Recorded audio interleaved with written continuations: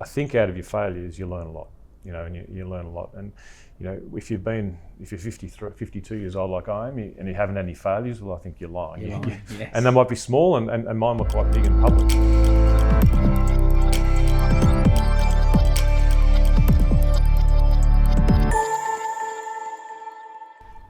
Welcome team, I'm so excited today to bring James Hird. Thank you so much for your time, James.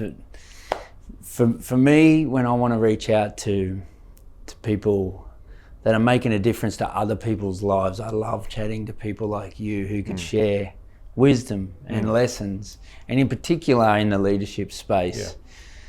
James, you're a two-time Premiership player, Brownlow medalist, Norm Smith medalist, one of the game's greatest. But I want to delve into your leadership journey and possibly the influences you've had.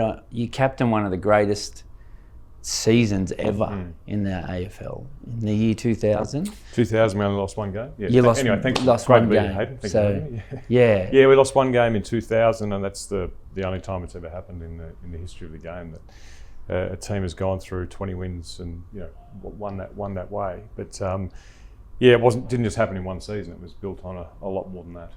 Yeah, well, for the listeners that may not follow the AFL as much as some, it's huge. We're down in Melbourne today at Cavalo Prestige. You're an ambassador of them. Make sure if you're in the market for a car, Prestige car, Cavalo Prestige.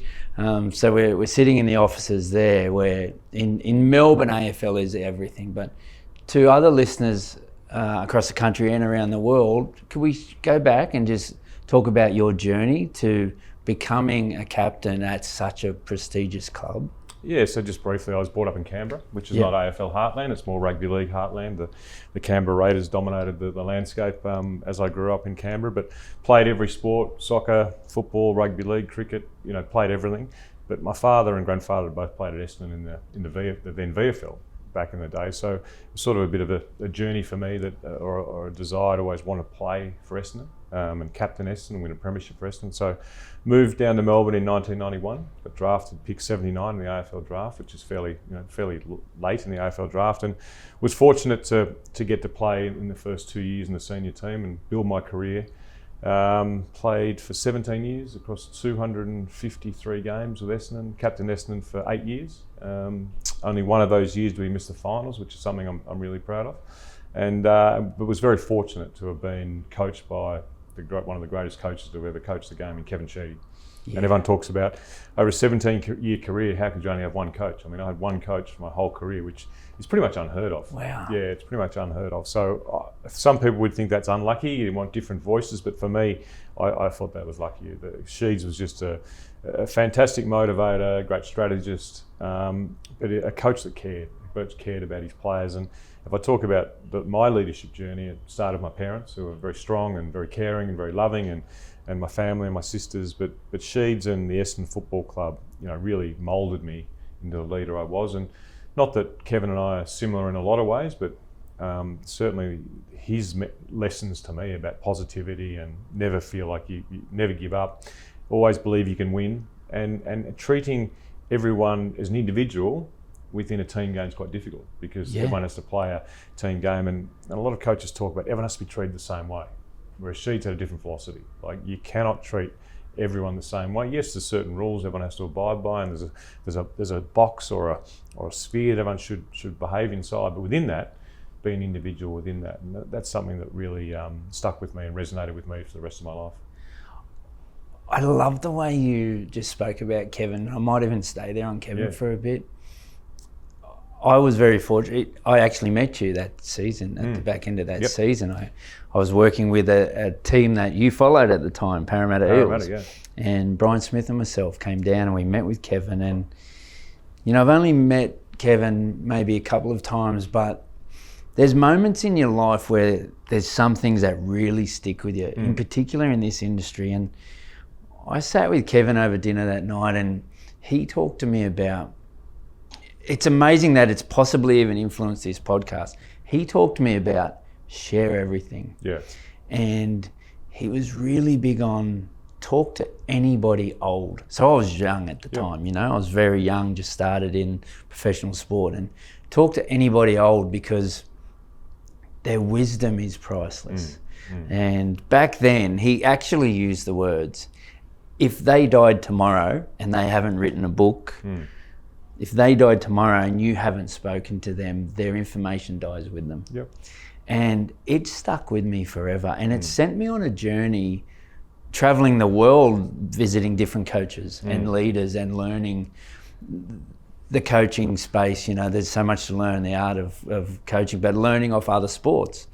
And I remember that day so well that it's stuck with me forever. And it has, like I say, it's influenced even this podcast now about sharing. So back then he said, people are right if they haven't written a book. Well, now through content space, there's so much opportunity for people to learn and listen to people like yourself. I'm not calling you old, by the way. Well, I am. I'm actually getting quite old. You know, but I loved this one day watching him coach on the field.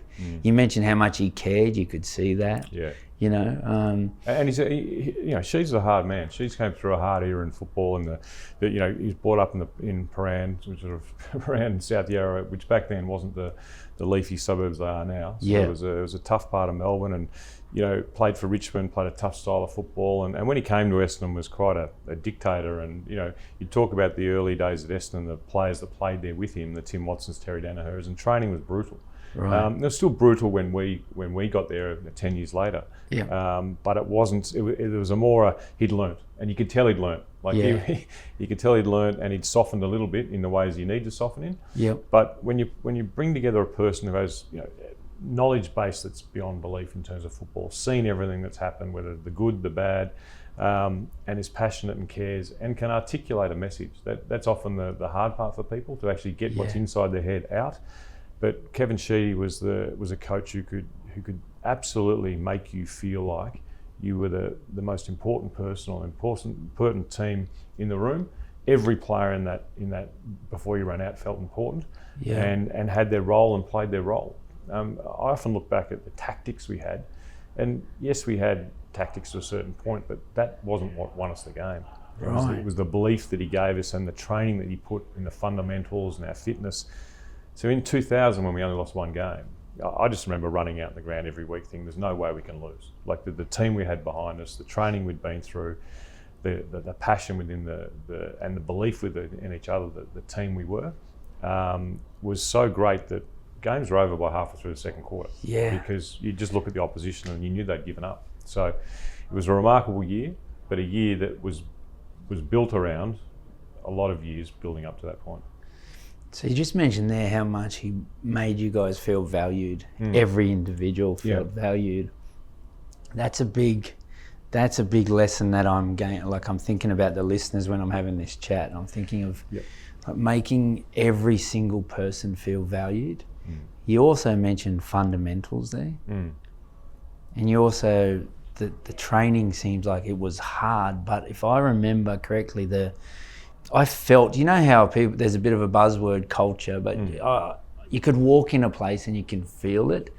I'm trying to remember back the day I came down, and it felt like everyone really enjoyed being there. Yeah, I mean, am I right to say that? Absolutely. I mean, you don't enjoy, you know, your lungs bursting and your muscles screaming, and at the time it's hard. But I don't remember going to training once at Essendon and ever going, I don't want to be here. And that's quite a remarkable thing. Over 17 years, day in, day out, do I ever think I didn't want to be there? And that was, the tone was set by Kevin.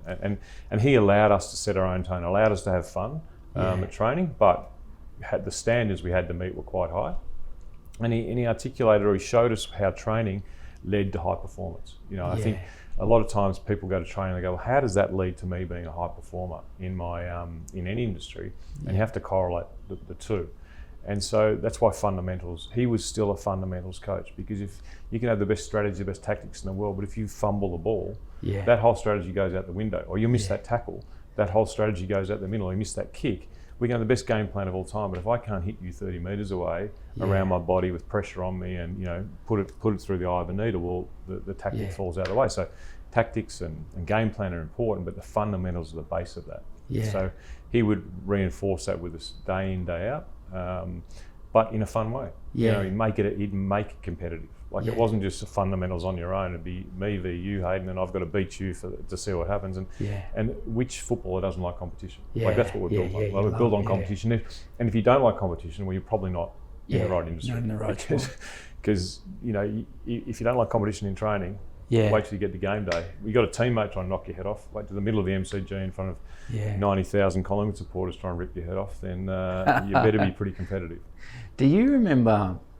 I'm loving this chat about Kevin, so I'm staying there a little bit. Do you remember ever seeing him under pressure? How as a player at the time, did you ever feel him coming to work stressed, or he would obviously hide that, or not? Or how was it? No, so I got to Essendon in 1991. We won the Premiership in 93, and we were pretty ordinary we played finals, and then by about 90, they wanted him sacked in 98. Okay. And then wanted him sacked again in 2007. But let's go back to 98. So we played against North Melbourne in what's known as the Marshmallow Game now in a final. And we lost that game, and this North Melbourne supporters throwing marshmallows at Sheeds over the fence, because he's referenced to the white and the pink marshmallows and the North Melbourne players, and you could tell he was under pressure at that time. Yeah. We were under pressure as players. The team was under pressure, but he deflected. He was the master at deflecting pressure away from his team. Yeah. And the way he did that was quite extraordinary. So if we lost 3 games in a row, he would do a newspaper article with him dressed up as a clown, or as coming down a roller coaster at Luna Park, and we're all looking and going, what the hell is he doing? But looking back at it, then the focus would go onto him, and the focus would go off us in the media, but behind closed doors, he'd be like, Hayden, if you don't perform this week, you're he was hard, but what he was doing was taking away the pressure, the media pressure, putting it onto him, but then behind closed doors, now boys, you better perform. So he was under pressure a lot. He's a high profile coach who demanded excellence, and he'd probably upset a few in the media along the way. Or on the board or whatever. So there's a few that were out to get him. But the way he handled pressure was extraordinary. And that was built up over being in the game for 25, 30 years, and knowing that pressure comes, pressure goes. But the best way to get rid of pressure is to win. You remove that pressure. And 2 years later, he wins a premiership. Wins a premiership with the most wins ever in a season, and it's the single most successful year in the history of football now. 4-time premiership coach. I think he was 3 or 4-time premiership player. Maybe it was more than that. Maybe it was 4 or 5. But he'd been there and done that. But he was still a competitor to the end. Do you remember when he identified you as a leader, or even yourself? When did you realise leading this team is going to be me? It was really interesting. It's a really interesting question, because we, as I said, won the Premiership in 1993. So 91 got there, 92, 93. So my 4th year in 1994, most of the senior players were injured that year. So there was myself and a few younger players who were there, and 1 or 2 older players. I remember, and we'd lost a few games because of all the injuries we had. I remember going to Sheeds saying, Sheeds, what do I do when we're losing? Like, what did I play? 50 games? And I said, what should I do? And he goes, well, try this, try that. And he goes, why are you so concerned about winning or losing? I said, well, it's on us now. It's on me now, because Mark Thompson's out, Mark Harvey's out. And I think that was the day that he recognised in me that I wanted to sort of step up and play a bigger role than just a player. In 95, I think I was the vice captain.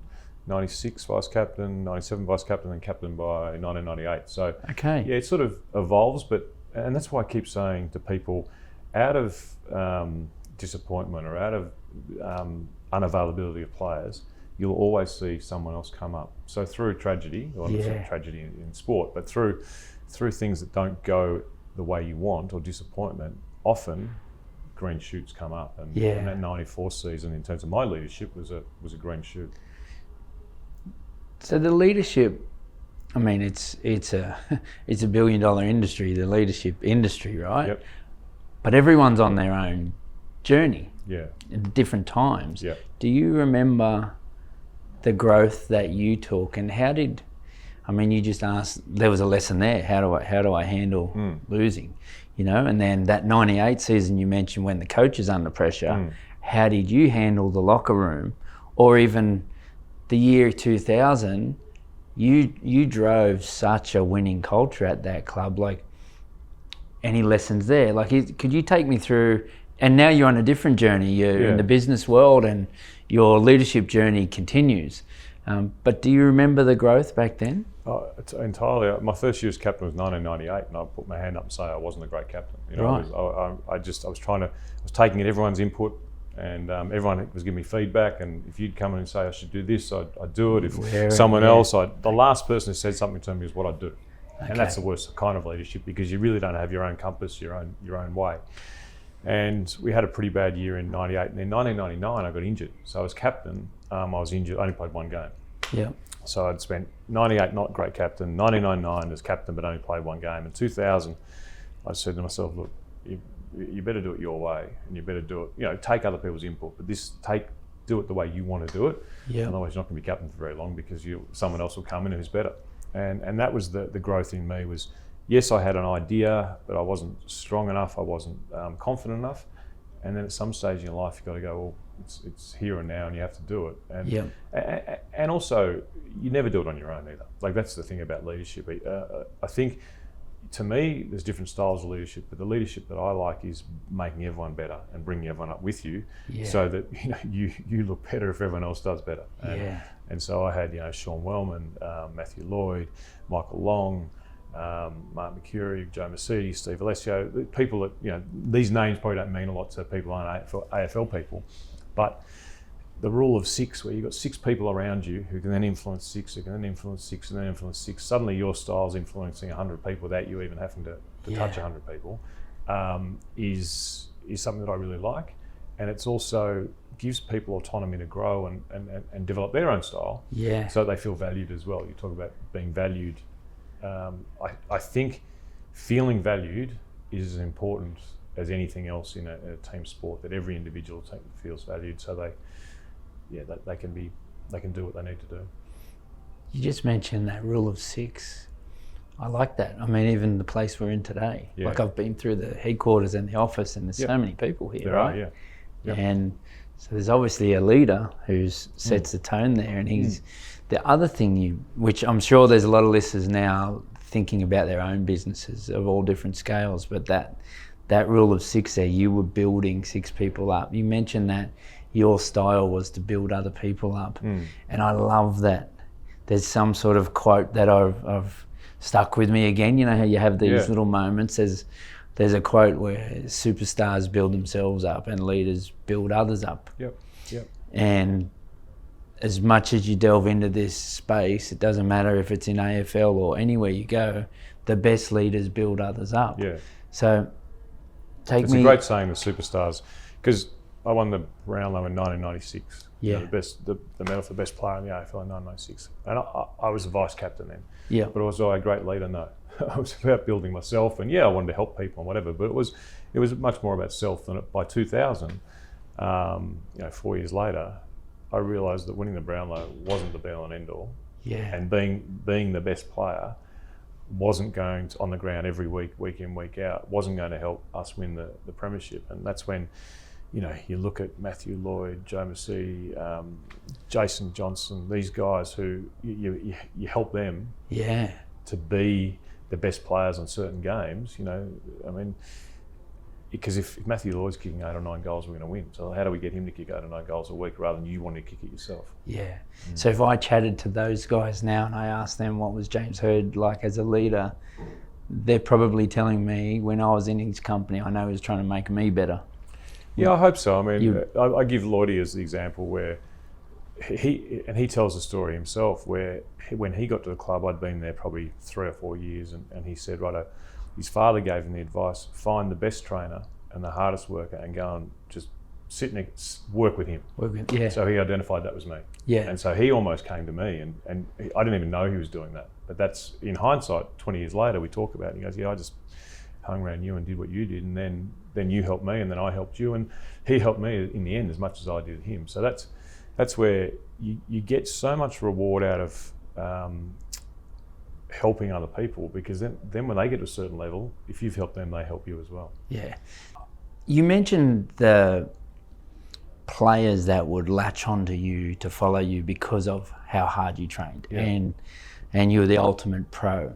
So I wouldn't mind just going around, obviously the word culture is a bit of a buzzword, but we both know culture is what you value, and then that drives your actions. Do you remember what values you were driving that year, or what standards you drove? I mean, you obviously drove hard work, but there's so much to winning a competition. Absolutely, yeah. Do you remember? And as I said earlier, it wasn't just about that year. So we won the Premiership in '93 as a group of really young kids. I mean, there was about 6-7 of us who only played less than 20 games of AFL football coming into that grand final, and there was some senior guys who'd played but they were no longer there. So it was sort of our era, and a lot of us had been through some good times, won good games and played well, but injuries, and we came into '99 and I was injured, and the team sort of started to play some really good football. So coming into 2000, it was very much about, okay, how do we continue that quality football, but how do we go to the next level? We'd been beaten in preliminary final by our arch rival Carlton, and I just, in my mind to the players, it was about how can we work hard but have fun, and that's the ultimate, because a lot of people, like a lot of teams or people, just they go too far on the hard work and not enough fun, or go too far on the fun, not on the hard work. But getting that combination is a lot about culture. But you need to have had, in my opinion, some sort of ups and downs, and the determination to me it's about proving people wrong, and because we'd lost a lot of games that we should have won. So on the training track, it was brutal. That year, that pre-season was brutal. The coaches had set up a brutal session, but then we took it even further. And there was one-on-one sessions, there was practice games, there was sort of match play set up, and if the guys weren't up to it, they'd get beaten. I mean, physically beaten, not in a way that was disrespectful, but if you weren't up for the challenge, you got told and you got embarrassed. And so there was a standard set that the whole team had to get to that standard.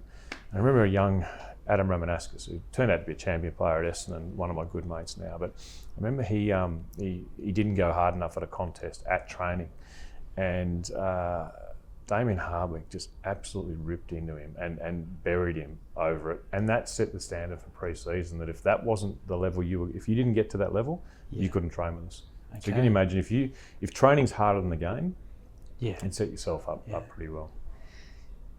So how did you handle any tough conversations if, let's say, a player, because it's a hard gig to keep at that level every single day. How would you handle it if a player you noticed was a little bit off in the locker room? Look, I think it's a very different era. So we're 25 years later, right? So it's a different era now to even what it was back then, because conversations back then were pretty brutal.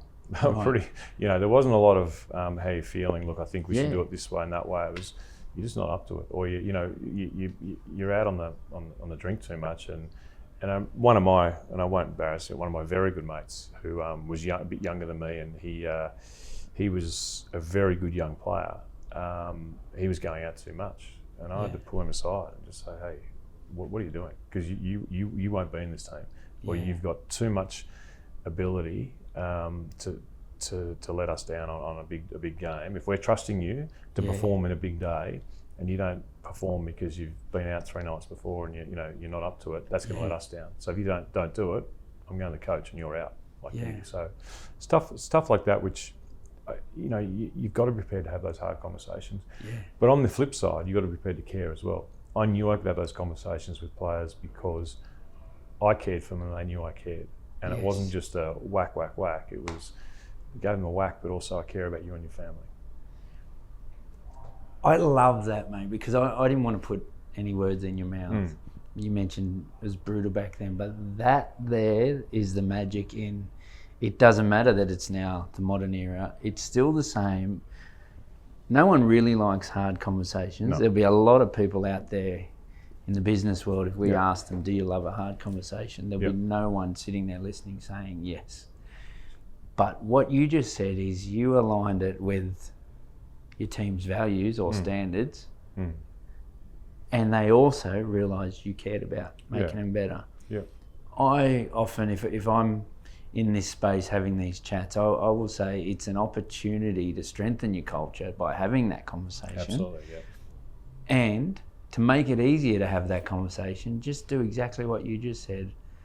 Align it with our team's standards that we all agree on, and let them know you care about making them better. Yeah, and really. And Sheeds was it all either comes from the head or it rots from there. And Sheeds was the best at that. I mean, the best example I've got is before the 2000 preliminary final, which was a big game for us. We'd lost the prelim against Carlton the year before. We're up against Carlton on the Saturday. I was at training at Friday afternoon at 4:00, and the head of football comes out with a mobile phone out to training.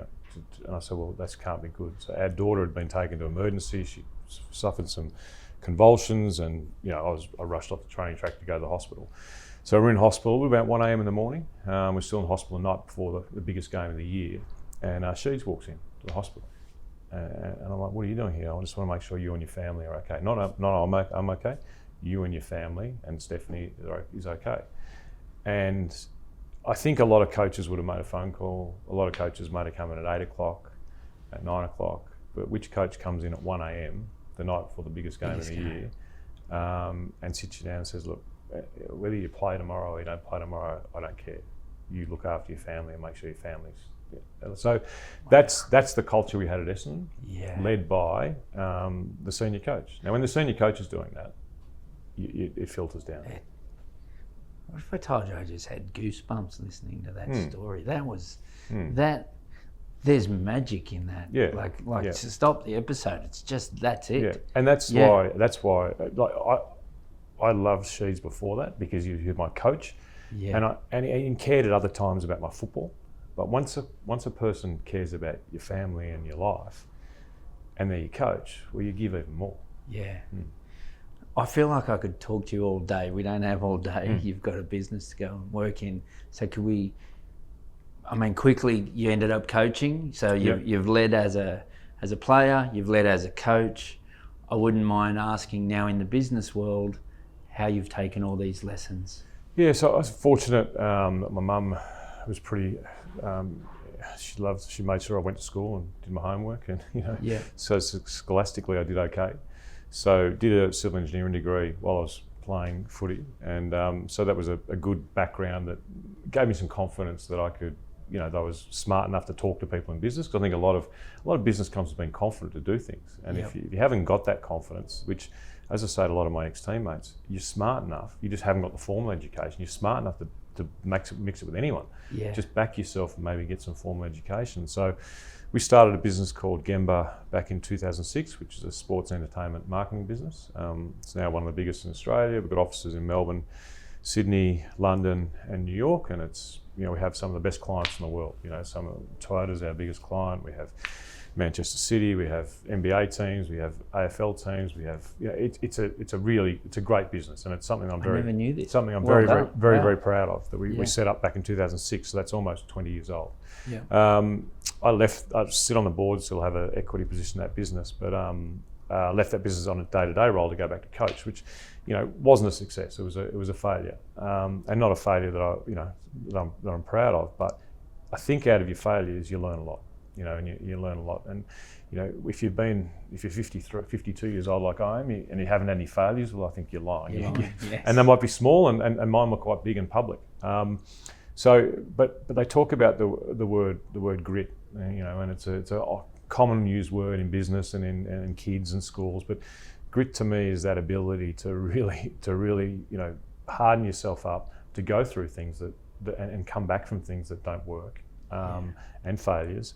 And steel yourself and say, "Oh no, I'm going to work even harder and smarter, and go again and go again." So we set up a business over in New York back in 2017 called Qualis, which was a hedge fund technology platform, which housed a lot of hedge funds on the alternate asset funds on the platform. And again, that was somewhat successful and somewhat not, but we did reasonably well financially out of that. And out of that, built our own asset management company in Australia, where we run three investment portfolios here in Australia, which takes superannuation, which is doing really well. But what I learned out, and that's been hard work. It's been, we have a live example right now with what's going on with Iran and Iraq, and the feelings go for the people who are involved. But that has what is happening there has severe implications on a little fund here in Australia, and how you handle those ups and downs and your staff. And I've been very fortunate in that role to stumble across, 2 extraordinary people who work with me and running the portfolios, and just watching their growth.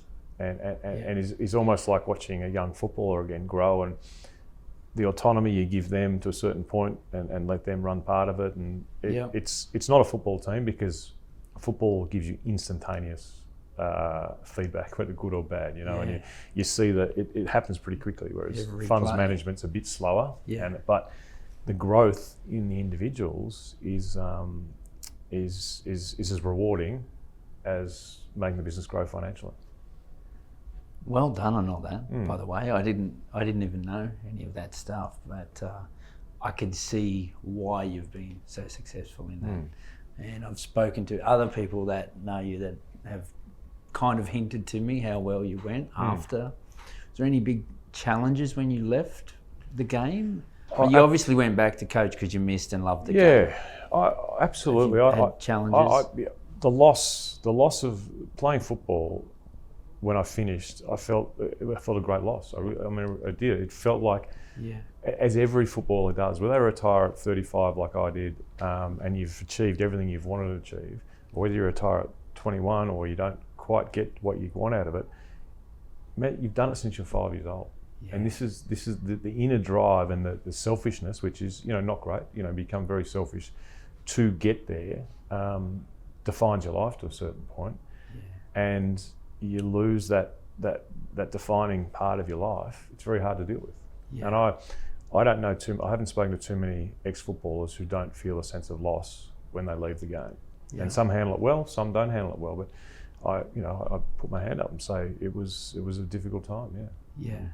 Well, could I ask you now then to finish, 52 years old, finish the sentence, I am at my best when?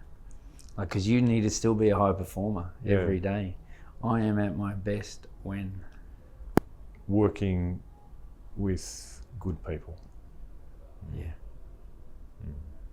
Nice. Thank you, mate. I've loved this chat. Thanks, Hayden. Thanks so much. Thank you. Thanks, mate. Thank you.